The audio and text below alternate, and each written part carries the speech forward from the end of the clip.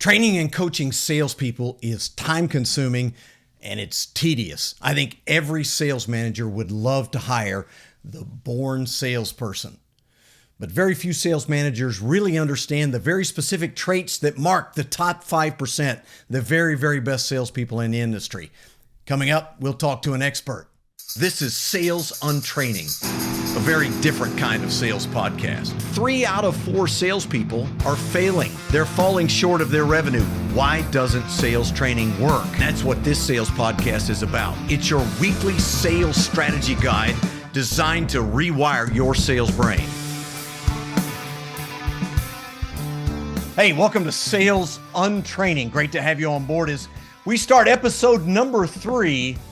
Again, the whole premise of the show, sales training doesn't work. I like to welcome in an expert. His name is Dave Kurlan, and Dave is legendary, is all I can say. He's the founder of Objective Management Group, and as of today, they have assessed over 2.3 million salespeople. Dave, I mean, how many salespeople are there in the country? 12.5 million, something like that. I've looked at some of that data. I think the number depends on the source, but you could say anywhere from 14 to 16 million. But if we think about, who is the market we serve as sales experts, it's mostly the B2B companies. And I think There are around 4 point something million B2B salespeople. All right. So your data set is substantial. And just for people who are tuning in for the first time, maybe never heard of Objective Management Group, maybe not familiar with you. I can't see that. But if they're not, how did the assessment get started? Because I know it's very sales specific, developed by behavioral psychologists. Take a minute and tell us about that. It is very sales specific. I built it back in 1990, or at least I built the early versions of it.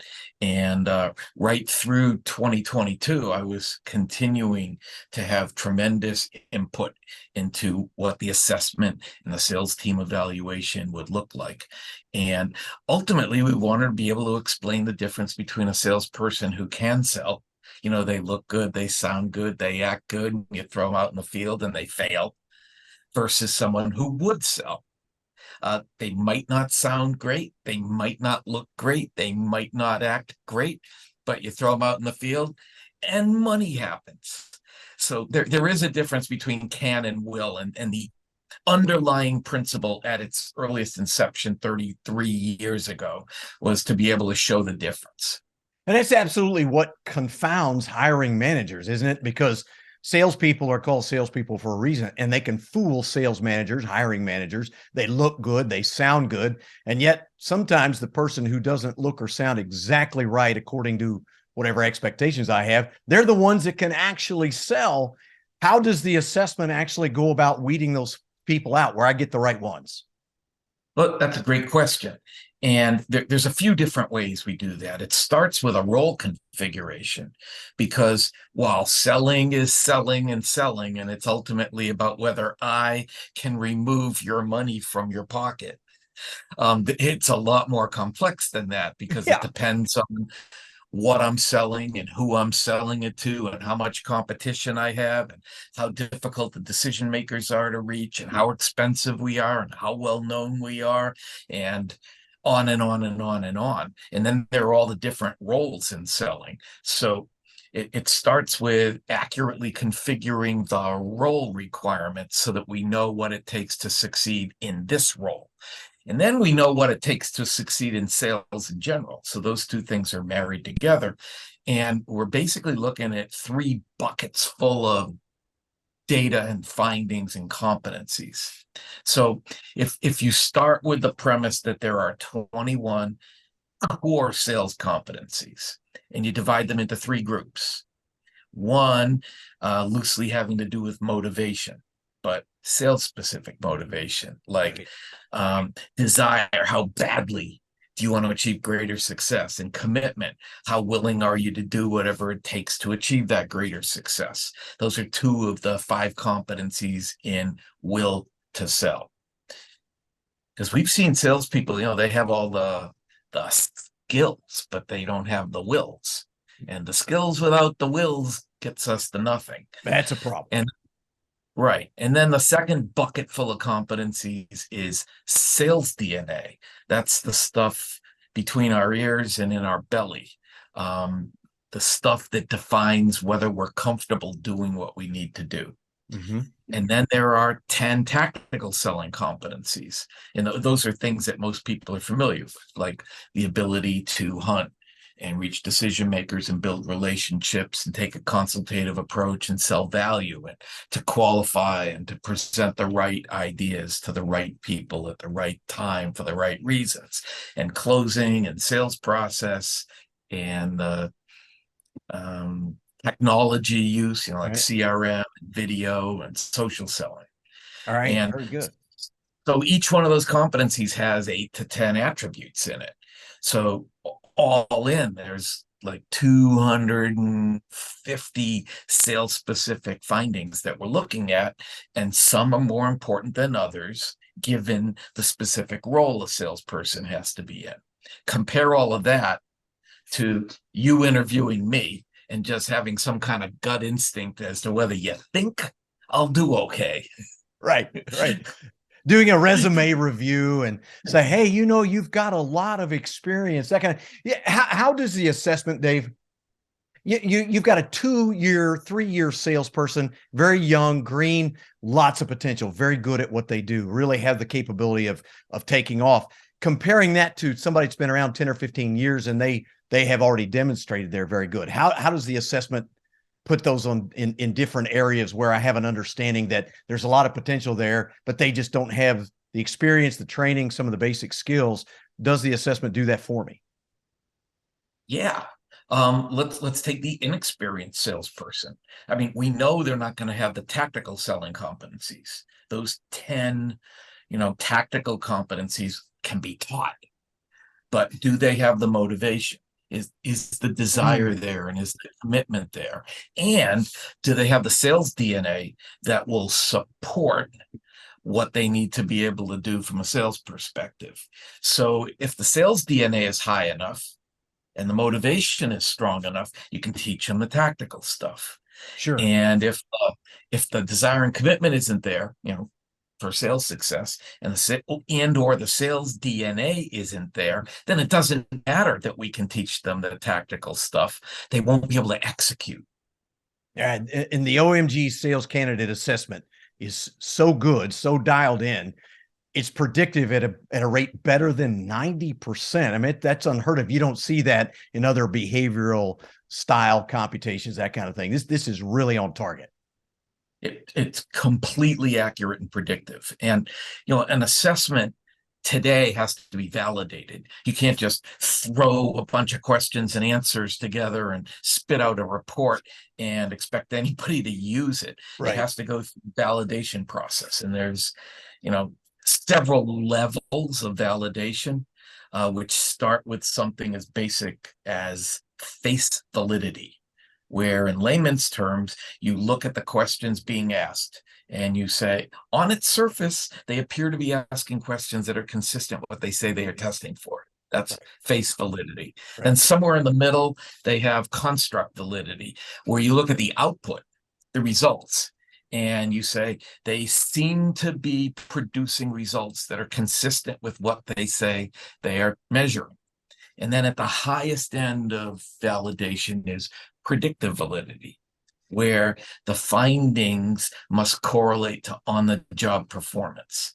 So it shouldn't be a surprise that most assessments don't use predictive validity, because there is no way to correlate on-the-job performance to an assessment result, especially if you're doing an assessment on personality traits or behavioral styles. Right. But where we are doing an assessment on sales, we can tie sales findings and competency scores to on-the-job performance. And since it does correlate, it's predictive. So that puts this assessment in a totally different atmosphere than everything else. Absolutely right. Well, let's turn our attention to sales training. As you know, I don't think sales training works. That's a really interesting. it's interesting for us to say when we're in the business of training salespeople, but the That's right. average company brings in a new salesperson, Dave. They're going to spend 1, 2, 3, 4 weeks, depending on the complexity of the products and the product lines, teaching salespeople about products. And they're going to call that sales training, right? Right. But what Right. happens is we get a whole bunch of people who run out and push products, which is not selling at all. It's not selling at all. What would you do differently?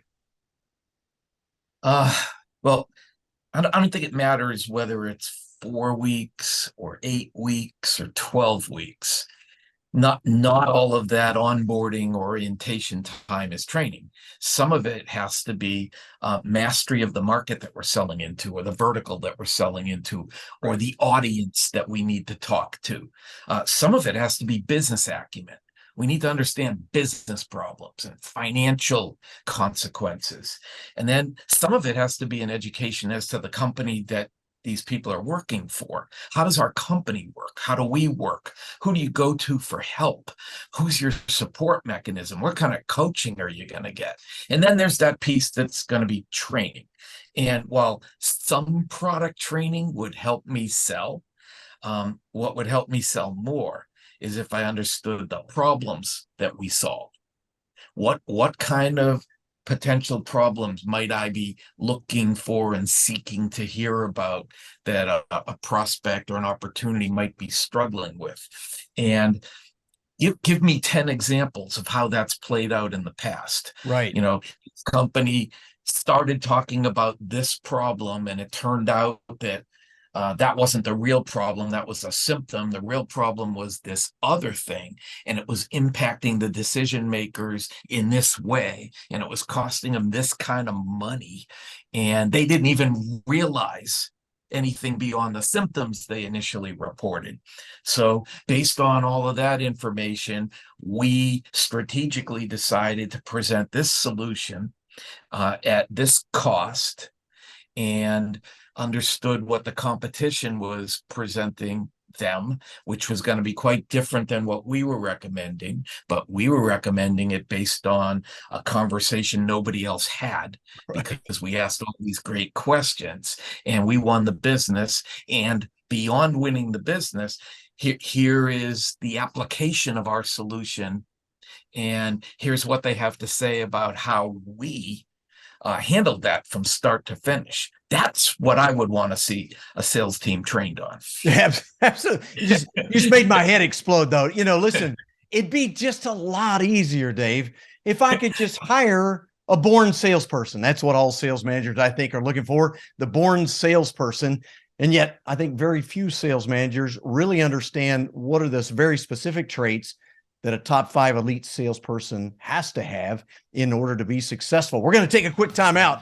When we come back on the other side, Dave Kurlan is going to give us some of those answers. What are those specific traits? Stay with us.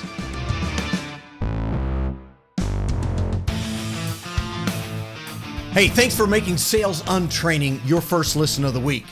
And if you find something you like, if you hear something that's interesting, I hope you'll share it with somebody you know. You can find out more about me at bizlockerroom.com or email me, kelly@bizlockerroom.com. Now back to the show. This is Sales Untraining, your weekly sales strategy guide designed to completely rewire your sales brain. Subscribe to the podcast on Apple Podcasts, Spotify, or YouTube, or wherever you find your sales podcasts. Welcome back. Sales Untraining. Thanks for joining us on the podcast. Make sure you subscribe. Love to have you as a regular. My guest is Dave Kurlan, founder of Objective Management Groups, one of the most incredible companies out there in the world of selling, because they don't have opinions. They have data. They have lots of data. And what Dave is able to do is distinguish between the skills that separate the top 5%, 25%, from the bottom 75%. Dave, you've assessed so many people. The bottom 25%, I read in a blog post of yours once that you consider them to be hopeless, the bottom 25%. But let's not talk about them. Let's talk about the top 5%. What are 2 or 3 of the competencies, the skills, the things that set them apart that sales managers need to look for and need to exploit and develop?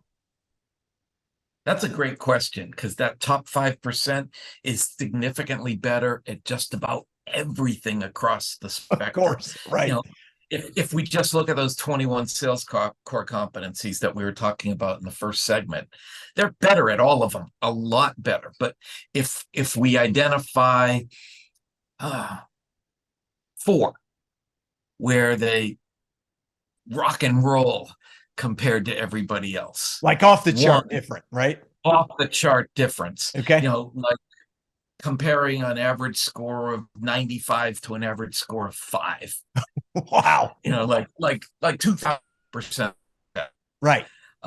What one is their thinking, their belief system.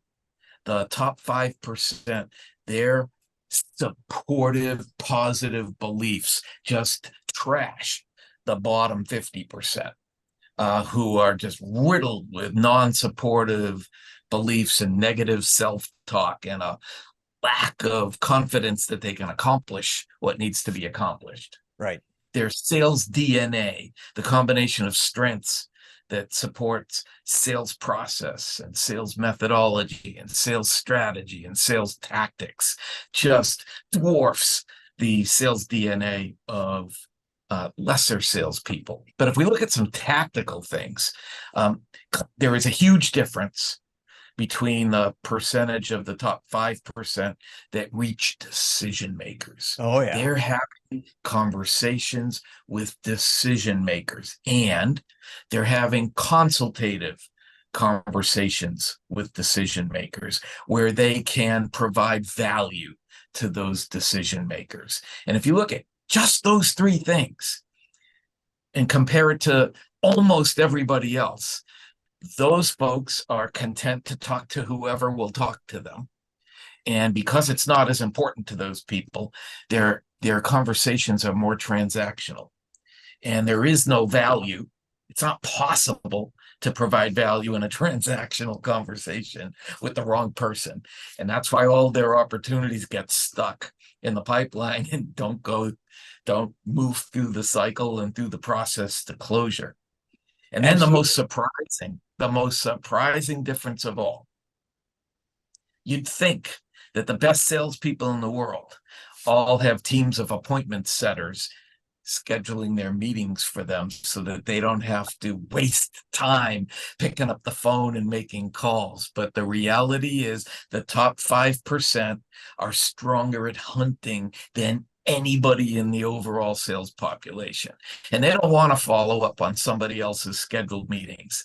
A waste of time to them would be showing up to meeting with somebody that wasn't properly vetted and properly qualified. They want to do their own vetting and qualifying. They want to make sure that if they're going on a meeting, they know exactly who they're meeting with, why they're meeting with them, and that person wants to meet with them. Absolutely. They want to have done some homework, prepared some questions, understand where the dialogue's going. This is the kind of thing that makes me crazy about sales training, though. Going back to your idea about reaching decision makers, sales training seems to be very sort of generalized. We need to have a sales meeting. It's the end of the year. We're going to hand out some awards. Let's have a sales trainer come in, and sales trainer can be fantastic at, for example, teaching closing skills. So we teach a whole bunch of closing skills to a group of average, below average, maybe a little above average salespeople who can't get in front of decision makers. I've just wasted a whole lot of money to teach people to do something they're never going to apply properly. Why does sales training not work, Dave? That's one of the big reasons. That and closing is overrated. I mean, even Hang on a that second. top Hang on a second. percent. Hang on a second. Man, you just made people's heads explode. Closing is overrated. I'm glad you said it instead of me. Although, full disclosure, I 100% agree. Go ahead, Dave. Even if we talk about that top 5% that we've been talking about for the last 20 minutes, even they don't have very good closing skills, but it's okay. They don't need them. Their business is going to close because they did all the right things all the way through the process. Exactly. Their business is going to close because they took a value-based consultative approach with a decision maker, uncovered some compelling reason for them to do business with them, got them past nice to have, got them to nice must have, created some urgency, qualified them, and that decision maker wants to do business with that top 5% salesperson. Now, if you didn't do all those things right, then you sure as hell better be a good closer, because it's not going to close by itself. Absolutely right. I have often said, if you have something of value that somebody wants and the price is reasonable and they can't live without it, explain to me why you need to know a bunch of tricky closes. The reality is that the only real question at the end is why now and why change? If I haven't made the case for the change is better for you value-wise than all the hassle that goes into that change, I could still lose that deal, no doubt about that. But that's not even a closing technique. That's still a process technique that people have to deal with. And I don't think we train people on that at all. Yeah, the business gets closed way before the close.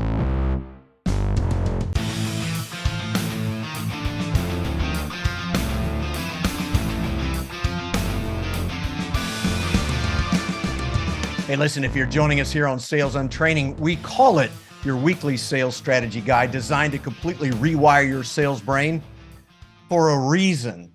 The way you've always done it isn't working.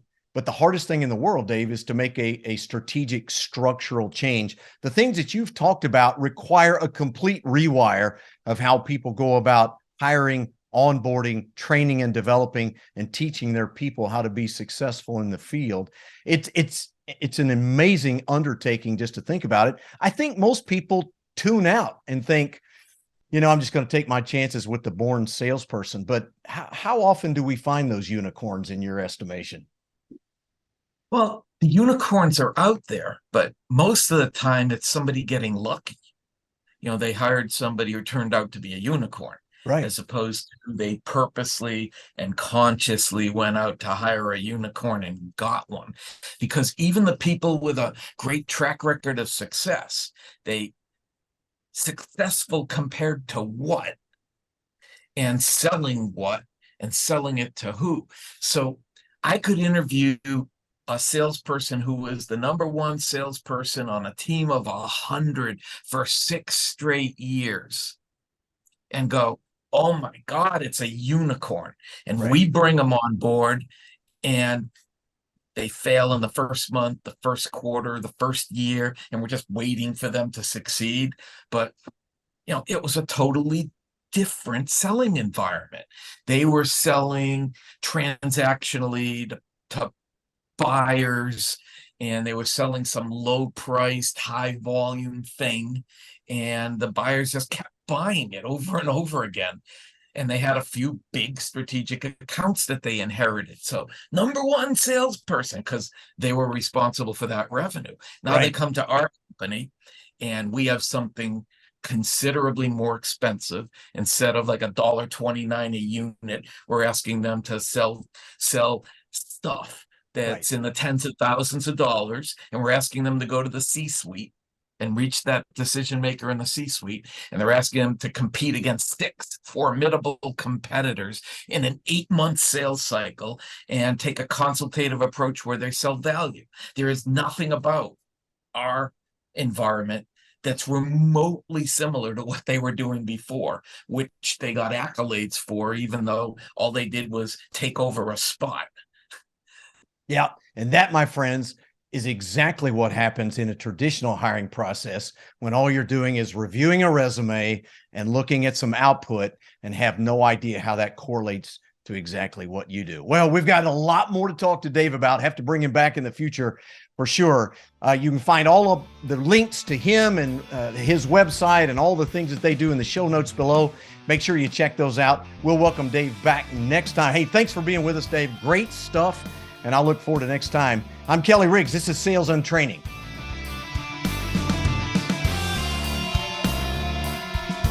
Sales Untraining is a production of Business Locker Room and Pod About It Productions. Music and editing by Doug Branson. To get more Kelly, visit bizlockerroom.com.